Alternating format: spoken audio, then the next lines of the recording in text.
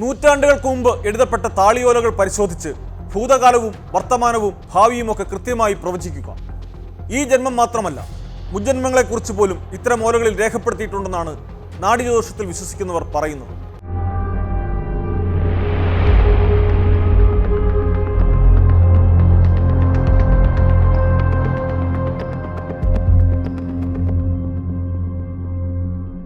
തമിഴ്നാട്ടിലെ തഞ്ചാവൂരിനടുത്ത് വൈത്തീശ്വരൻ കോവിലിന് സമീപമാണ് നാഡീജ്യോതിഷക്കാരുടെ പ്രധാന കേന്ദ്രം.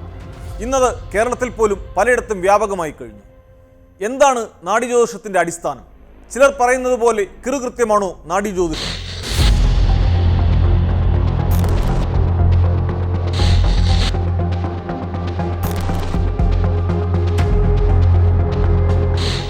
ഏറെപ്പേരുടെ വിശ്വാസം ആർജിച്ചു കഴിഞ്ഞ ജ്യോതിഷ ശാഖയാണ് നാഡീജ്യോതിഷം. അഗസ്ത്യമുനിയാണ് നാഡീജ്യോതിഷത്തിന്റെ ആചാര്യൻ എന്ന് വിശ്വസിക്കപ്പെടുന്നു. അതേസമയം തന്നെ ഭൃഗുനാഡി, വസിഷ്ഠനാഡി തുടങ്ങി സപ്തർഷിമാരുടെ എല്ലാം പേരിൽ അവർ രചിച്ചതെന്ന് കരുതപ്പെടുന്ന നാഡികളുണ്ട്. ഇതുമായി ബന്ധപ്പെട്ട ഗ്രന്ഥങ്ങൾ തമിഴ് വട്ടെഴുത്തിലാണ് രചിച്ചിട്ടുള്ളത്. ഓരോ രാശിക്കും 150 നാഡികളുണ്ട്. ഇങ്ങനെ 12 രാശിക്ക് 1800 നാഡികളാണ് ഉള്ളത്. ഓരോ നാഡിക്കും പ്രത്യേക പേരുകളുണ്ട്. രാശികൾ ചരം, സ്ഥിരം, ഉഭയം എന്നിങ്ങനെ 3 തരത്തിലാണ്. ഇതിൽ ചരരാശികൾക്കെല്ലാം നാഡികളുടെ പേര് ഒന്നാണ്. എന്നാൽ ഇത് സ്ഥിരരാശിയിലെയും ഉഭയരാശിയിലെയും നാഡികളിൽ നിന്ന് വ്യത്യസ്തമാണ്. അതുപോലെയാണ് മറ്റു രാശികളിലെ നാഡികളുടെ കാര്യവും.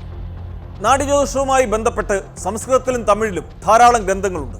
ബൃഹത് പരാശരഹോരയും ഭൃഗുസംഹിതയും ഒക്കെ ഇത് സംബന്ധിച്ച പുരാണ ഗ്രന്ഥങ്ങളിൽ ചിലതാണ്.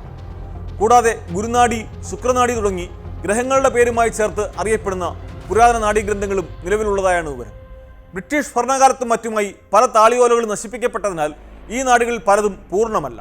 തഞ്ചാവൂരിലും പരിസരങ്ങളിലുമുള്ളവർ ഉപയോഗിക്കുന്നത് അഗസ്ത്യ മഹർഷി രചിച്ചത് എന്ന് കരുതുന്ന പുരാതന ഗ്രന്ഥങ്ങളുടെ പകർപ്പുകളാണ്. ഫലമറിയാൻ ആഗ്രഹിക്കുന്ന വ്യക്തിയുടെ യഥാർത്ഥ ഓല കണ്ടെത്തി കഴിഞ്ഞാൽ അതിൽ ആ വ്യക്തിയുടെ എല്ലാ വിവരങ്ങളും ഉണ്ടായിരിക്കുമെന്നാണ് വിശ്വാസം. വിരലടയാളം വാങ്ങി അകത്തു കൊണ്ടുപോയി ചേരുന്ന ഓലകൾ ജ്യോതിഷി എടുത്തുകൊണ്ടുവരും. ജനനത്തീയതിയും സമയവും പേരും വാങ്ങുന്നവരുമുണ്ട്. തുടർന്ന് അടുത്ത ബന്ധമുള്ളവരുടെ പേരിൻ്റെ അക്ഷരങ്ങൾ തുടങ്ങി പലതും ചോദ്യങ്ങളായി ചോദിച്ച് കൃത്യമായ ഓലകൾ തിരഞ്ഞെടുക്കുകയാണ് പതിവ്.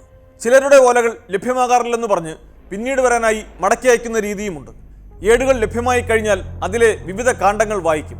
അതിന് ചെറിയ തുകകൾ മുതൽ ഇപ്പോൾ 10,000 വരെ പ്രതിഫലമായി വാങ്ങുന്നവരുണ്ട്. ഓരോ കാണ്ഡത്തിനനുസരിച്ചാണ് തുക. മുമ്പ് പ്രവചനം മാത്രമായിരുന്നെങ്കിൽ പിന്നീടത് പരിഹാരക്രിയകൾ നിർദ്ദേശിക്കുന്നതിലേക്കും നടത്തിക്കൊടുക്കുന്നതിലേക്കുമൊക്കെ വഴിമാറി. വൈത്തീശ്വരൻ കോവിലിനടുത്ത് നാഡീജ്യോതിഷം ഇന്ന് കുടിൽ വ്യവസായം പോലെയായി കഴിഞ്ഞു. പലയിടത്തും ലാഭക്കുതി മാത്രമാണ് ലക്ഷ്യമെന്ന് ഒറ്റനോട്ടത്തിൽ വ്യക്തമാകും. എല്ലാവരും തങ്ങൾ മാത്രമാണ് ശരിയെന്ന് അവകാശപ്പെടുന്നു. ഇത്രമാത്രം ഓലകൾ എവിടെ നിന്ന് വന്നു എന്നതിനോ എല്ലായിടത്തും ഇതെങ്ങനെ ലഭ്യമാകുന്നു എന്നതിനോ ഇവർക്കാർക്കും ഉത്തരമില്ല. നമുക്കറിവില്ലാത്തതെല്ലാം ഇല്ലെന്നോ തെറ്റാണെന്നോ ധരിക്കുന്നത് ശരിയല്ലെന്നറിയാം. എന്നാൽ വ്യക്തിപരമായി 2 തവണ നാഡീജ്യോതിഷക്കാരെ സമീപിച്ചപ്പോഴും കഴമ്പില്ലെന്നാണ് തോന്നിയത്. 10-12 വർഷം മുമ്പൊരിക്കൽ കോട്ടയത്തും പിന്നെ പാലക്കാട് ജില്ലയിലും വെച്ചായിരുന്നു ആ പരീക്ഷണങ്ങൾ. അതേസമയം വിവിധ മേഖലകളിൽ വ്യക്തിമുദ്ര പതിപ്പിച്ച നിരവധി പ്രമുഖർ നാഡീജ്യോതിഷം ശരിയെന്ന് സാക്ഷ്യപ്പെടുത്തുന്നതും കാണാൻ കഴിയും.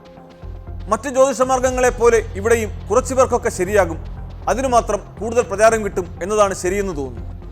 ശരിയായ പ്രവചനങ്ങൾ എന്ന് പറയുന്നവരും 100% ശരിയായെന്ന് പറഞ്ഞു കേൾക്കുന്നതും വളരെ വിരളമാണ്. മുജ്ജന്മങ്ങളെക്കുറിച്ച് പറയുന്നതൊക്കെ എല്ലാവരും കണ്ണടച്ച് വിഴുങ്ങുകയേ തരമുള്ളല്ലോ. രൂപവും മനോനിലയും അനുസരിച്ച് ആളെ വിലയിരുത്തി ചോദ്യങ്ങളിലൂടെ ഏതാണ്ടൊക്കെ ശരിയാക്കിയെടുക്കുകയാണ് മിക്കവരും ചെയ്യുന്നത്. യുക്തിക്ക് നിരക്കാത്തതാണെന്നതിനാൽ നാഡീജ്യോതിഷം സംബന്ധിച്ച് നിരവധി ചോദ്യങ്ങൾ ഉയർന്നിട്ടുണ്ട്.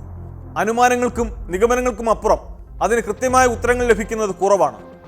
നാഡീഓലകളിൽ എഴുതിയിരിക്കുന്നത് സംസ്കൃതത്തിൽ നിന്ന് തമിഴിലേക്ക് തർജ്ജമ ചെയ്ത കാര്യങ്ങളാണെങ്കിലും അത് വട്ടെഴുത്ത് ലിപിയായതിനാൽ സാധാരണക്കാർക്ക് വായിച്ച് മനസ്സിലാക്കാനാവില്ല. അപ്പോഴപ്പോൾ ഓലയിൽ കാര്യങ്ങൾ തെളിയുന്ന ജീവനാഡി എന്ന മറ്റൊരു വിഭാഗം കൂടിയുണ്ടെന്ന് പറയപ്പെടുന്നുണ്ടെങ്കിലും ഇതിനൊന്നും കൃത്യമായ തെളിവുകളുമില്ല. 400ഓളം വർഷങ്ങൾ പഴക്കമുള്ളവയാണ് ഈ താളിയോലകളെന്നും ശാസ്ത്രീയ പരിശോധനയിലൂടെ അത് സ്ഥിരീകരിച്ചിട്ടുണ്ടെന്നും ഒക്കെ പ്രചരണങ്ങളുണ്ട്. എന്നാൽ ഇതിനൊക്കെതിരെ ചോദ്യങ്ങൾ ഉയർത്തിയിട്ടുള്ളവരും നിരവധിയാണ്. ഈ പനയോലകൾ തയ്യാറാക്കുന്നതും അതിൽ വികലമായ പഴഭാഷയിൽ എഴുതുന്നതും വൈത്തീശ്വരൻ കോവിലിന് സമീപമുള്ള കതിരമംഗലം, പടകസാല തുടങ്ങിയ ഉൾനാടൻ ഗ്രാമങ്ങളിലുള്ളവരാണെന്ന് തമിഴിൽ മുമ്പ് ചില റിപ്പോർട്ടുകൾ വന്നിരുന്നു. പച്ച പനയോലകൾ വെട്ടി ദീർഘചതുരാകൃതിയിൽ മുറിച്ച ശേഷം തിളച്ച വെള്ളത്തിൽ പുഴുങ്ങിയെടുക്കും. പഴക്കം തോന്നിക്കാനായി കൂടെ ചില പദാർത്ഥങ്ങളും ചേർക്കുമത്രേ. എന്നാൽ ഇങ്ങനെ ഓലകൾ തയ്യാറാക്കുന്നവർ വ്യാജസ്വാമിമാരാണെന്ന് പറഞ്ഞ് കൈകഴുകുകയാണ് നാഡീജ്യോതിഷക്കാർ പൊതുവെ ചെയ്യുന്നത്. പ്രവചനങ്ങളിൽ പലപ്പോഴും പുതിയ കാലഘട്ടത്തിലെ കാര്യങ്ങൾ പറയാറുണ്ട്. ആധുനികതയുമായി ബന്ധപ്പെട്ട വിവരങ്ങൾ ഈ ഓലകളിൽ ഉണ്ടായത് എങ്ങനെയാണെന്ന ചോദ്യവും ബാക്കിയാകും. പുരാണ ഗ്രന്ഥങ്ങളിൽ പറഞ്ഞിരിക്കുന്നത് ശരിയാകാം, എന്നാൽ ആ ഏടുകൾ തങ്ങളുടെ അലമാരയിൽ ഉണ്ടെന്ന് പറഞ്ഞ് പണം കൊയ്യാൻ ഇറങ്ങിയിരിക്കുന്നവരെല്ലാം ശരിയാണെന്ന് ധരിക്കുക സാമാന്യ ബുദ്ധിക്ക് നിരക്കുന്നതല്ല. ശാസ്ത്രം വളരെയേറെ പുരോഗമിച്ചിട്ടും മനുഷ്യന് ഉത്തരം കണ്ടെത്താനാവാത്ത ചോദ്യങ്ങൾ നിരവധിയാണ്. ആ പരിമിതിയാണ് ഇത്തരം കാര്യങ്ങൾ പ്രചരിപ്പിക്കുന്നവരും ഉപയോഗപ്പെടുത്തുന്നത് എന്ന് പറയേണ്ടി വരും.